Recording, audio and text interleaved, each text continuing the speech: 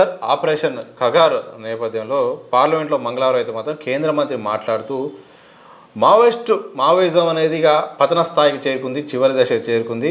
Maoist party హింస కూడా 88% తగ్గింది. గతంలో 2000 కేసులు 2010లో ఉంటే ఇప్పుడు ఏకంగా 200 ఘటనలకే చేరిపోయింది. ఆ స్థాయిలో మేము తగ్గించాం, అభివృద్ధి దిశగా మేము అడుగులేస్తున్నాం. హింస అనే పదాన్ని ప్రధానంగా మావోయిస్టు పార్టీ ఎజెండా అన్నట్టుగా చూపించే ప్రయత్నం చేశారు. నిజంగా ఏం చెప్తారు? వాళ్ళు చెప్పిన ఫైల్స్ ప్రకారం, వాళ్ళు చెప్పిన రిపోర్ట్ ప్రకారం మావోయిస్టు పార్టీ కేవలం హింస ద్వారా మాత్రం రాలేదు, ప్రతి హింసకు వచ్చింది. మావోయిస్టు పార్టీ ప్రతి హింస జరుగుతుంటేనే ప్రతి హింస చేసింది. అంతేగాని మావోయిస్టు పార్టీ డైరెక్ట్ హింస చేయలే, ఎక్కడ ప్రతి హింస చేసింది. అంటే ప్రజల పక్షాన పోరాటం చేసి ప్రజలకు అన్యాయం జరుగుతున్నప్పుడు తిరుగుబాటు చేసింది.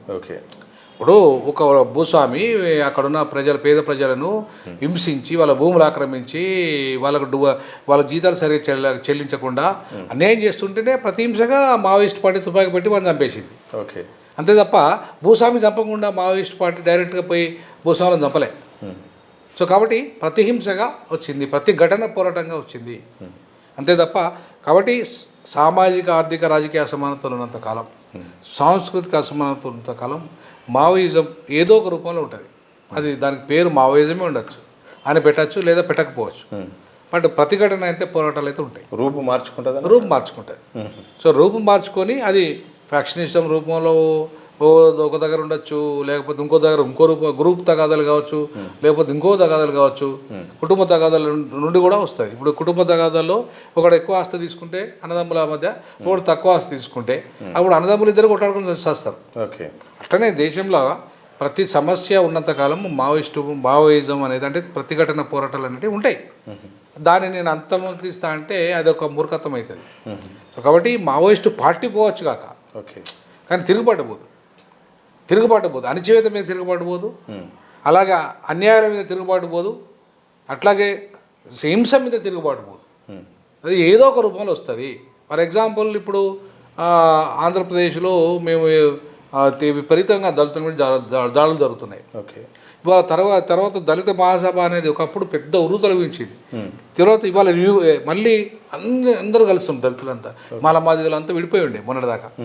ఇప్పుడంతా ఏకమవుతున్నారు. ఏకమై మన దళితుల మీద దాడులు జరుగుతున్నాయి, మనం చంపేస్తున్నారు, మనం ప్రతిఘటన పోరాటాలు చేయాలని చెప్పేసి ఆంధ్రప్రదేశ్లో ఒక చర్చ మొదలైపోయింది. మళ్ళీ ఒకనాటి పరిస్థితులు వచ్చేసినాయి. కాబట్టి మనం తిరుగుబాటు మొదలు పెట్టాలని పరిస్థితికి వచ్చేసింది అక్కడ దళిత సమాజం. సో ఆ రకంగా ఏ వ్యవస్థలోనైనా తిరుగుబాటు మొదలవుతుంది, అవి ఆగిపోదు.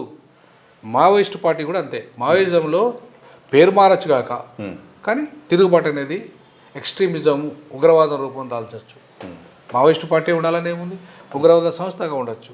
సో ఆ రకరకాల పద్ధతులు మారుతాయి, కానీ అసమానతలు ఉన్నంతకాలం తిరుగుబాటు అనేది ఉంటుందండి.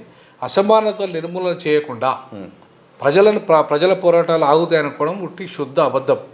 అది బీజేపీగా, కాంగ్రెస్గా, ప్రపంచంలో ఏ దేశమైనా సరే నేను అణిచేస్తా, తిరుగుబాటును అణిచేస్తా అంటే అది అయ్యే పని కాదు. హిట్లర్ లాంటి వాడే ఏది కుక్క చౌజ్ వచ్చిండు, అవునా? అంత పెద్ద హిట్లర్ అంతమంది లక్షలాది మంది చంపిన కుక్క చౌజ్ వచ్చిండు. ఇవాళ ఈ దేశంలో నియంత్రణ ఎంత? కాబట్టి ఖచ్చితంగా ప్రజల ఆకాంక్ష మేరకు పనిచేయాలి ప్రభుత్వాలు. ఇవాళ ఒకవేళ అసమానతలు కనుక తొలగించలేకపోతే, ప్రజాస్వామ్య పద్ధతులు తొలగించలేకపోతే తిరిగి మళ్ళీ ప్రతిఘటన పోరాటాలు వస్తాయి. వాళ్ళు కూడా మళ్ళీ హింస చేసే అవకాశం ఉంటుంది.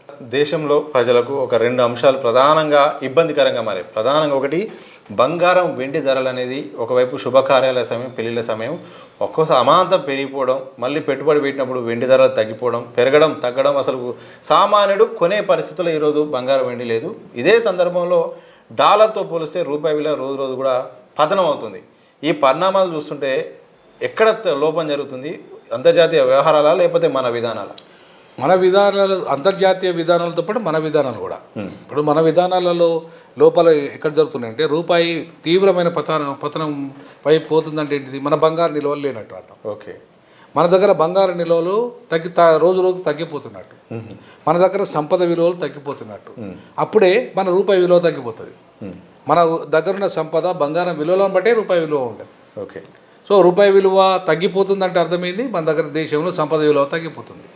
మరి సంపద విలువ తగ్గిపోతున్న క్రమంలో ఒక సామాన్యుని యొక్క పర్ క్యాపిటల్ ఇన్కమ్ ఎట్లా పెరుగుతుంది? దేశ సంపద పెరిగితేనే సామాన్య సంపద కూడా పెరిగినట్లు లెక్క. ఓకే. అంటే పర్ క్యాపిటల్ ఇన్కమ్ పెరిగినట్లు లెక్క. సో కాబట్టి దేశ సంపద మీదనే ఇవాళ వారికి పని దొరుకుతుంది. పని దొరికితేనే వాడికి ఏదైనా కొనుగోలు చేస్తాడు. ఒక వ్యక్తి కొనుగోలు యొక్క శక్తి పెరగాలంటే సంపద అనేది రావాలి, పని దొరకాలి. సో దేశంలో పని దొరకాలంటే సంపద దొరకాలంటే పని ఉండాలి. పని ఉండాలంటే ఇవాళ దేశ సంపద ఉండాలి మన చేతుల్లో. అంటే ఉత్పత్తులు ఉండాలి, చైనా లెక్క, జపాన్ లెక్క, సింగపూర్ లెక్క తయారీ ఇన్ఫ్రాస్ట్రక్చర్ ఉండాలి. ఇవన్నీ ఉంటే తప్ప ఇక్కడ ఉత్పత్తి అయితే తప్ప మనకు అవకాశాలు రావు. సో ఏమవుతుంది ఇవాళ దేశంలో ఒకవైపు వికసిత భారత్ 4వ ఇవాళ శక్తిగా మారిపోతుంది. సబ్కా సాత్ సబ్కా వికాస్ అంటూనే 4వ ఆర్థిక శక్తి దేశం ఉంది అని చెప్తున్నారు. అది ఎవరి జీడిపి పెరుగుతుంది? సంపన్నుల జీడిపి పెరిగింది, పెట్టుబడిదారుల జీడిపి పెరిగింది, సామాన్యుల జీడిపి పెరగలే. సామాన్యుల జీడిపి పెరిగితే రూపాయి విలువ అంత పతనం కాదు. ఓకే. సామాన్యులు ఇప్పుడు దేశం యొక్క పౌరుల యొక్క శక్తి మీద ఆధారపడి ఉంటుంది దేశం యొక్క రూపాయి విలువ. అర్థమైందా? దేశ సంపద మీద ఆధారపడి ఉంటుంది.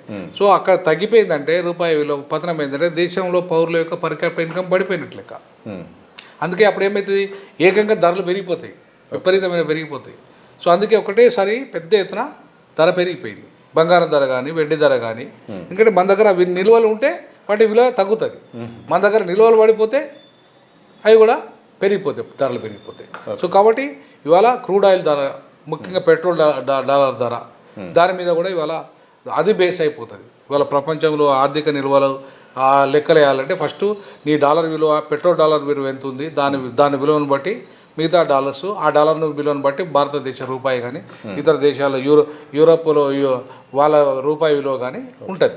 సో ఈ క్రమంలో వాళ్ళ యూరోపియన్, యూకే అది ఏమంటుంది దాన్ని పౌండ్ విలువ కానీ, అమెరికా డాలర్ విలువ కానీ అన్నీ కూడా పెరుగుతున్నాయి. దాంతోపాటు అప్పులు కూడా పెరిగినాయి. ఓకే. ఒక డాలర్ విలువ పెరిగినట్టే అప్పులు పెరిగినాయి. భారతదేశంలో కూడా అంతే, రూపాయి ఏమో పతనం అవుతుంది, అప్పులు పెరుగుతున్నాయి. ఇప్పుడు అక్కడేమో రూపాయి విలువ పెరుగుతుంది, పౌండ్ విలువ పెరుగుతుంది, డాలర్ విలువ పెరుగుతుంది వాళ్ళది. ఓకే. మనదేమో రూపాయి విలువ తగ్గుతుంది, రూపాయి విలువ తగ్గుతుంది, మనకు డాలర్ విలువ పెరుగుతుంది అక్కడ.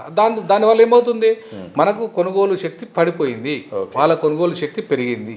సో కాబట్టి ఇక్కడ ఏదైతే మనం కొనుక్కునే వస్తువు ఏదైనా ప్రతి కూడా దాని యొక్క ధర విపరీతంగా పెరిగిపోతుంది. అందులో బంగారం విలువలు మరీ పెరిగిపోతుంది. ఎందుకంటే ప్రపంచ మార్కెట్లో ఏ దేశం యొక్క అంటే దాని యొక్క బంగారం నిల్వల మీదనే దాని యొక్క కరెన్సీ వాల్యూ ఆధారపడి ఉంటుంది. సో దాంతో ఇవాళ మన కరెన్సీ వాల్యూ పడిపోయింది కాబట్టి మన బంగారం రేటు పెరిగిపోయింది.